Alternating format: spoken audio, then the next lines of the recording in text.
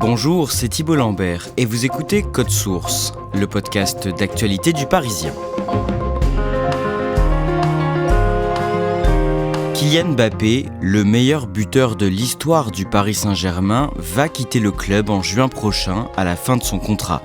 L'attaquant de 25 ans l'a fait savoir au président du PSG, Nasser Al-Khelaifi, le jeudi 8 février.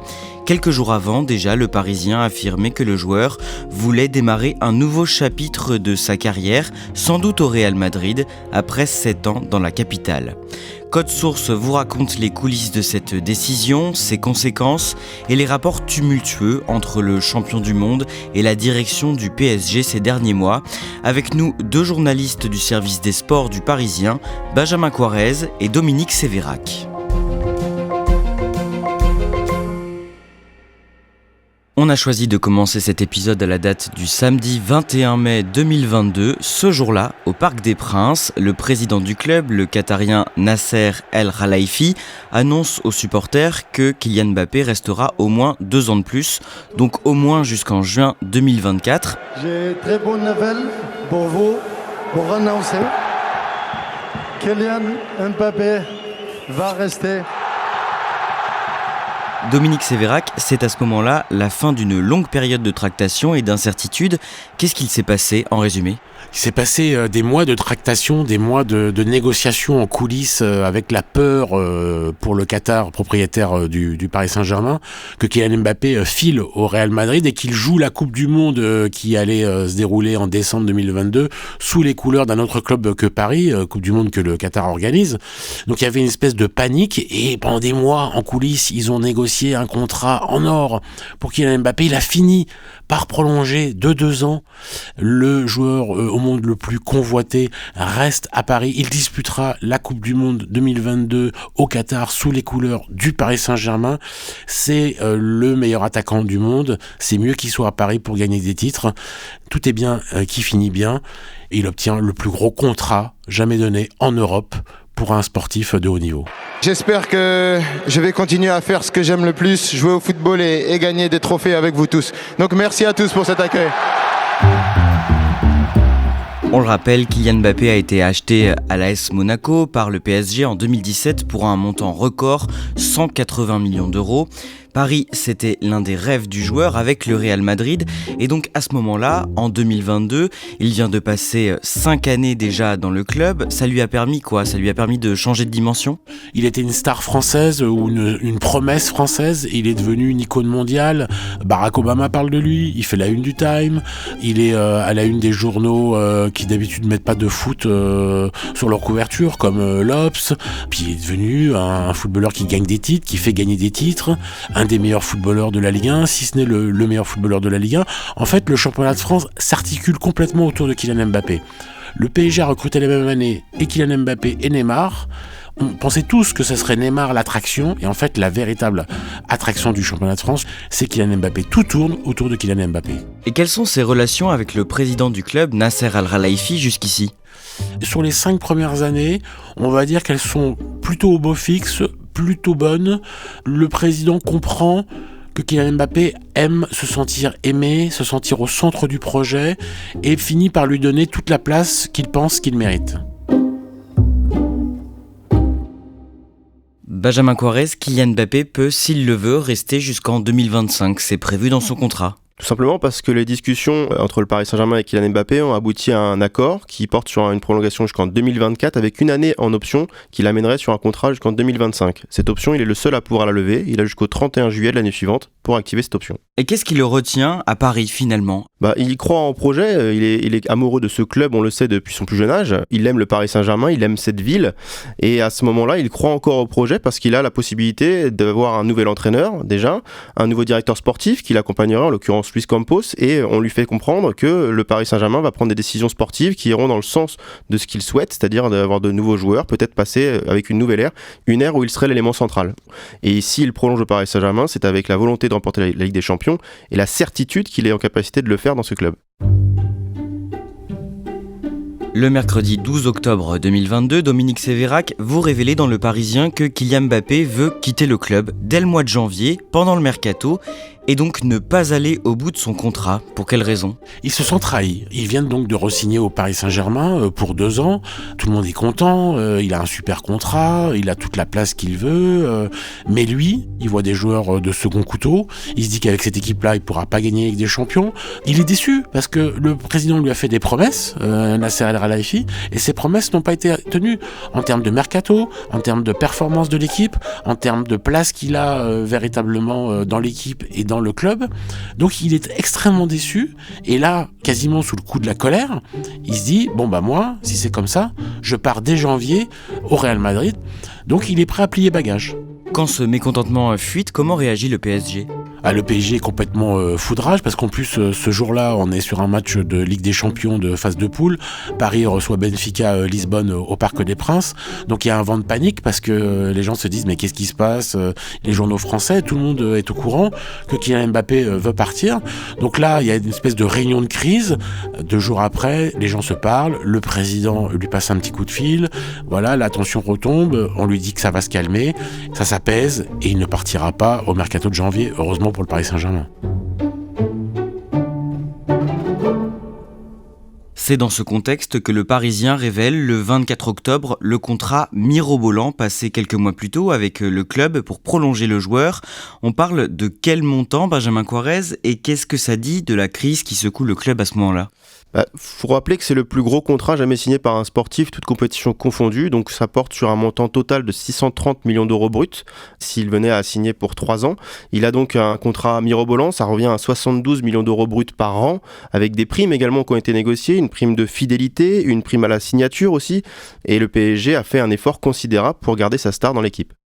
On attend impatiemment ce que va donner le Paris Saint-Germain. On fait un saut dans le temps. Le 14 février 2023, les Parisiens affrontent un adversaire de taille, le Bayern Munich, en 8e de finale aller de la Ligue des Champions au Parc des Princes. Comment se déroule le match ? Le match se déroule pas très bien pour Paris, qui est pas très fort. C'est une période où le Paris Saint-Germain doute. Lionel Messi est plus trop dans le projet parisien. Kylian Mbappé, là, il est blessé pour le match aller. Centre de Davis et au deuxième pour comment ? Ça passe sous le ventre de Donnarumma. Mbappé rentre les 20 dernières minutes, il met le feu, il réveille un peu l'équipe, mais malheureusement Paris s'incline ce soir-là 1-0. 1-0, la défaite du Paris Saint-Germain à domicile face au Bayern Munich. Mais malgré tout, l'équipe a encore des chances de qualification ? Il y a une petite chance de qualification quand vous perdez 1-0 à domicile contre le Bayern Munich, qui est quand même un cadre européen. Vous savez que ça va être très compliqué, mais vous n'êtes pas à l'abri de réussir un énorme match retour 3 semaines plus tard en Bavière. Et puis Kylian Mbappé sera pas blessé au retour, donc il pourra jouer 90 minutes. Et si le PSG conjurait le mauvais sort, et si le PSG réussissait lui aussi une remontada. Le match retour des 8e de finale se dispute à Munich, cette fois-ci le 8 mars 2023. Racontez-nous cette rencontre. Et ça se passe comme au match aller, en pire. Il y a une énorme occasion pour le Paris Saint-Germain qui a l'occasion d'ouvrir le score grâce à Vitinha. Il a le but tout seul, vide face à lui, et il frappe trop mollement et le ballon ne rentre pas dans le but.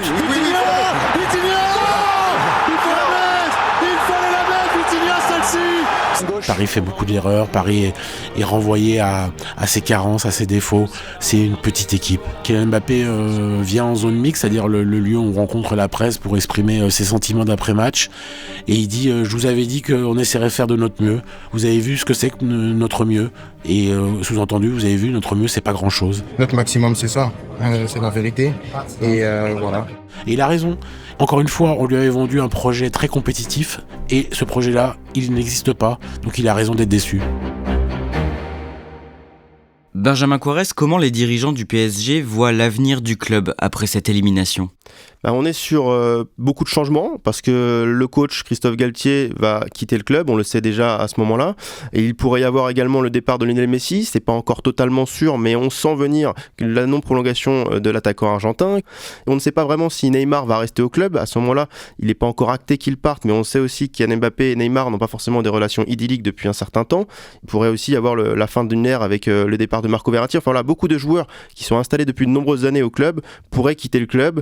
Ce serait mentir que de dire que Kylian Mbappé n'était pas au cœur du projet avant cela, mais évidemment en faisant partir peut-être Neymar, en faisant partir peut-être Messi, on recentre le projet au cœur de Kylian Mbappé parce que Kylian Mbappé serait la star du Paris Saint-Germain, la star avec un L et un A majuscule bien sûr. Au début du mois d'avril, le club envoie à ses supporters un clip vidéo pour les inciter à renouveler leur abonnement. Le Parc des Princes, il enveloppe beaucoup de choses. Un clip vidéo qui ne plaît pas du tout à Kylian Mbappé, qui le fait savoir d'ailleurs. Pourquoi ? On est sur une vidéo où il est donc sur une interview posée, où il dit tout l'amour qu'il a pour le Paris Saint-Germain. Être parisien, déjà, c'est être fier.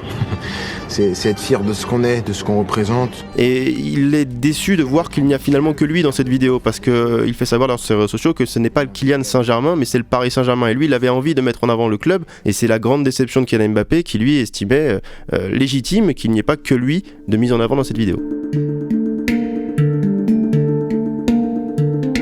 Le lundi 12 juin, Dominique Sévérac, le joueur adresse une lettre à la direction du club. Que dit cette lettre ? Eh bien en fait, quand il re-signe le 21 mai 2022, il signe 2 ans plus une année en option. L'année en option, elle porterait sur la saison 2024-2025.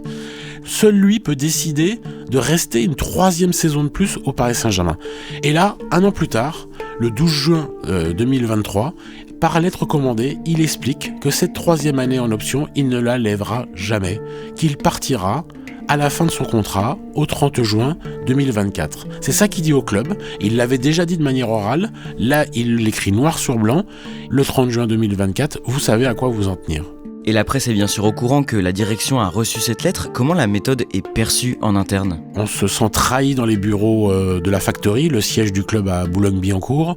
On dit mais on lui a tout donné, il a un salaire mirobolant, il a toutes les clés du club, l'équipe tourne autour de lui, il est le phare, la star. Les rapports s'enveniment énormément. La colère de Nasser Al-Khelaifi, le président, est totale. Là, on rentre dans des mois de conflit. À ce moment-là, on se dit qu'il peut peut-être partir dès l'été au Real, c'est réaliste ? C'est réaliste, oui et non. Évidemment, on peut s'empêcher de penser qu'il y a une possibilité, puisque Kylian Mbappé fait savoir qu'il ne lèvera pas l'option qu'il a avec le Paris Saint-Germain et donc qu'il ouvre la porte à un départ. Et on sait bien que le Real Madrid est l'autre club vers lequel il pourrait se diriger. Karim Benzema vient de quitter le club, c'est le ballon d'or tricolore, évidemment la star de l'attaque du Real Madrid, et il y a une place qui se libère évidemment avec son départ. Donc on se dit que Kylian Mbappé pourrait effectivement être le prochain attaquant du Real Madrid, l'attaquant star, l'attaquant vedette de ce Real Madrid qui tourne la page finalement de l'ère Benzema pour s'inscrire avec un nouveau joueur. Donc à ce moment-là, effectivement, il y a une place à prendre et peut-être cette place serait allouée à Kylian Mbappé. Le 5 juillet, en conférence de presse, Nasser Al-Khelaifi fait savoir qu'il refuse que son meilleur joueur quitte le club en juin 2024, donc à la fin de son contrat. On ne veut pas léser quelqu'un, le meilleur joueur au monde aujourd'hui, partie gratuite, c'est impossible. C'est très clair. Un scénario dans lequel le PSG ne toucherait alors pas d'argent, aucune indemnité de transfert. Il lance donc un ultimatum. Il est clair qu'il souhaite que le Paris Saint-Germain s'y retrouve et c'est soit il prolonge avec le Paris Saint-Germain, soit il restera au club et il n'y a pas d'intermédiaire. Il est hors de question qu'il parte du club sans que le Paris Saint-Germain s'y retrouve financièrement. 3 jours plus tard, une interview accordée par l'attaquant parisien au magazine France Football crispe davantage la direction du club. Dans cette interview, Kylian Mbappé fait savoir que le joueur au Paris Saint-Germain n'aide pas beaucoup à mettre en valeur ses performances. C'est déjà un premier message qui ne plaît pas beaucoup à la direction.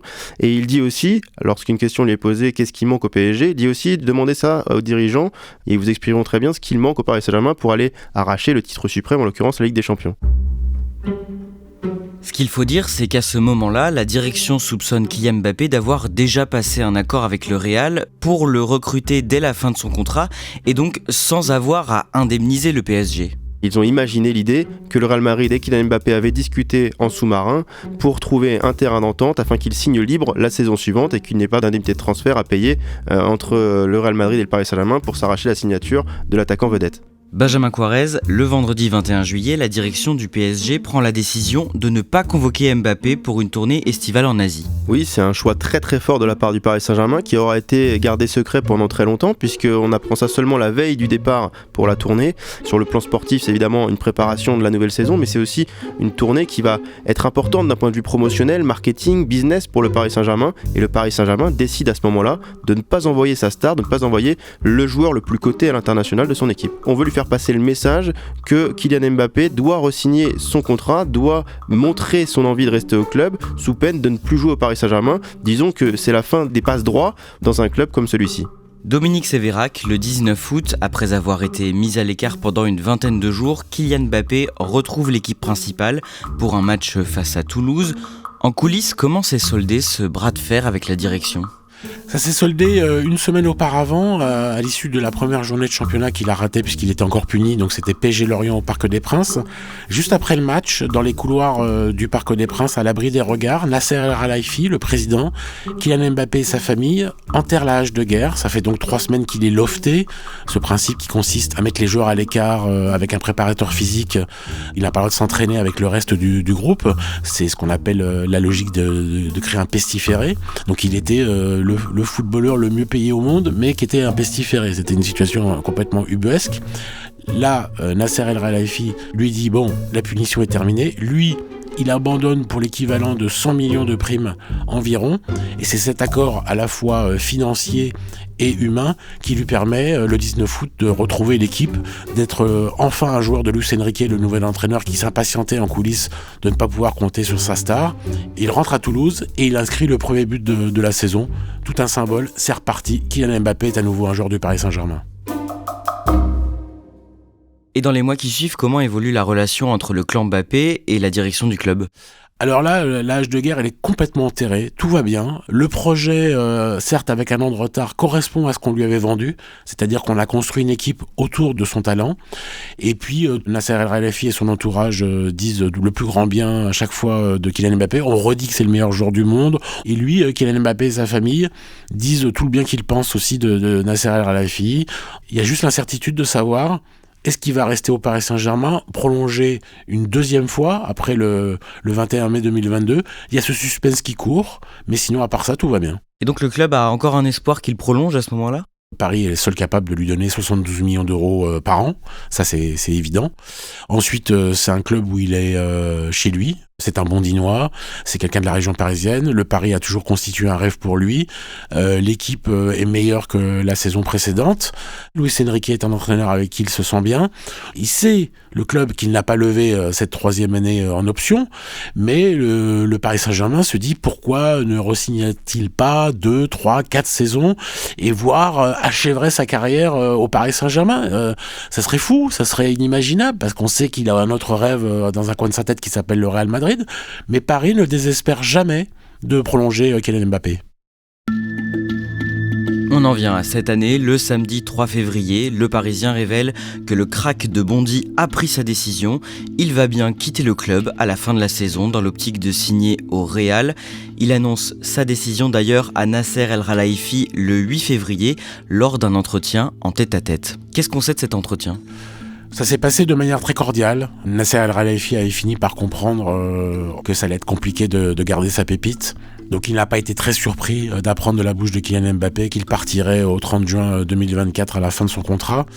Il y a eu évidemment pas de la tristesse, mais un peu de dépit. Mais c'est aussi la compréhension qu'un autre destin l'attend, plus au sud de l'Europe, plus au sud de la France. Tout le monde sait où c'est, ça sera en Espagne. Benjamin Quarez, ça y est, Kylian Mbappé va rejoindre le Real Madrid ? Si je l'annonçais avec certitude, je mentirais. Aujourd'hui, il n'y a rien de signé sur un papier. Mais évidemment, la nette tendance, c'est la signature de Kylian Mbappé au Real Madrid. C'est son choix depuis un certain temps. Il ne veut que le Real Madrid. Aujourd'hui, il reste des discussions à mener pour trouver un terrain d'entente sur le plan salarial. Il va devoir faire des efforts parce qu'il n'aura pas le même salaire qu'au Paris Saint-Germain. Il va presque diviser par 2 son salaire au Real Madrid. Et puis, il y aura d'autres, évidemment, primes à discuter, mais aussi les droits à l'image qui seront un écueil. Disons que le clan Mbappé veut 100% des droits à l'image. C'est pas dans les habitudes du Real Madrid. Mais la nette tendance, c'est qu'il va bien rejoindre le Real Madrid et je ne prends pas trop de risques, je pense, en annonçant qu'il sera madrilène la saison prochaine. Dominique Sévérac, est-ce que ce départ, c'est forcément une mauvaise nouvelle pour le PSG ? Ah, c'est une très mauvaise nouvelle. Si on parle de football, ils retrouveront pas quelqu'un qui met une 40aine de buts par saison avec une telle régularité, une telle force. Donc footballistiquement, c'est une perte énorme. Si on parle d'un point de vue marketing, c'est des ventes de maillots inépuisables. C'est quelqu'un qui remplit le Parc des Princes. Donc pour retrouver une force de frappe à la fois sportive et économique comme Kylian Mbappé, il va falloir se lever tôt parce que ça n'existe pas sur le marché. Si on parle d'argent, ils vont faire une économie de salaire substantielle et cet argent-là, ils vont pouvoir l'utiliser pour acheter d'autres joueurs. Ils vont le ventiler sur d'autres joueurs. Donc ça va pouvoir être dispatcher entre plusieurs recrues, parce qu'il faudra au moins 2 ou 3 joueurs pour arriver à faire un Mbappé. Mais je crois vraiment pas que ça soit... on peut pas trouver d'aspect positif. Quand vous perdez le meilleur joueur du monde ou l'un des meilleurs joueurs du monde, je vois vraiment pas l'aspect positif pour le club. Et c'est aussi une grosse perte pour la Ligue 1, j'imagine. Ah, c'est une perte colossale. On considère, alors les experts sont pas tous d'accord, mais on considère qu'il est responsable de 15 à 20% du prix des droits télé. Parce que c'est une source d'audience inégalée. Tout ce qui fait passionne. Nous, aux Parisiens, on le voit, nos articles consacrés à Kylian Mbappé marchent plus que ceux consacrés à un autre joueur. C'est comme ça, il y a des stars sur Terre et lui en est une. Quoi qu'il en soit, pendant 7 ans, Mbappé aura inscrit sa légende dans le club. Ah oui, il est le meilleur buteur de l'histoire du club, c'est arrivé assez vite.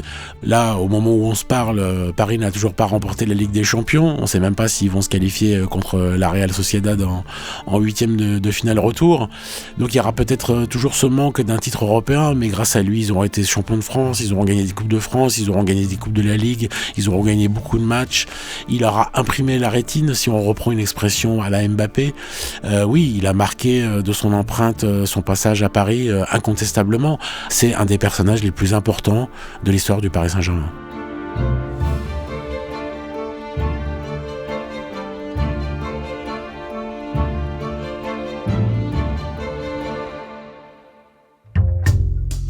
Merci à Dominique Sévérac et à Benjamin Coirez. Cet épisode de Code Source a été produit par Barbara Gouy et réalisé par Pierre Chaffanjon. Si vous aimez Code Source et que vous voulez faire connaître ce podcast, mettez-nous des petites étoiles sur votre plateforme audio préférée, Spotify, Apple Podcast ou encore Deezer, et parlez-en autour de vous. Les podcasts du Parisien, c'est aussi Crime Story, une affaire criminelle racontée chaque samedi, et puis une nouveauté, Le Sacre, un entretien toutes les semaines avec un ou une médaillé d'or aux Jeux Olympiques.